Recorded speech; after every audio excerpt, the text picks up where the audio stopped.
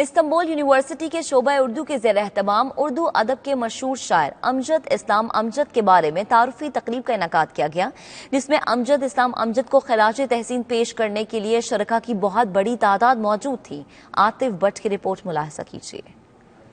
Istanbul university کے شعبہ اردو کے سربراہ ڈاکٹر خلیل توقار نے امجد اسلام امجد کی شاعری کی کتاب کالا جادو کا ترک زبان میں ترجمہ کیا ہے۔ کتاب کالا جادو کی تعارفی تقریب کے مہمان خصوصی امجد اسلام امجد تھے، مگر وہ موسمی خرابی اور پاکستان میں بھارت کشیدگی کے باعث ایئرپورٹس کی بندش کی وجہ سے نہ آ سکے۔ امجد اسلام امجد کی غیر حاضری میں ان کی جگہ تقی آبدی نے تقریب کی صدارت کی۔ اس موقع پر مہمان خصوصی تقی آبدی کا کہنا تھا کہ امجد اسلام امجد محبت کے شاعر ہیں اور امجد کی شاعری میں جو گہرائی ہے وہ قابل ستائش ہے۔ ہم یہ بتانے کی کوشش کر رہے ہیں کہ امجد محبت کے شاعر تو ضرور ہیں، لیکن امجد کی شاعری میں جو گہرائی اور گہرائی ہے، امجد کی شاعری میں جو سماج اور آج کے اس گلوبل ولیج اور 21ویں صدی کی جو ایک پوری کیفیت ہے، وہ امجد کی شاعری کو اس عظمت اور بڑی شاعری میں آپ کے جو ہے شمار کرتی ہے جو اردو ادب میں اس وقت لازم ہے۔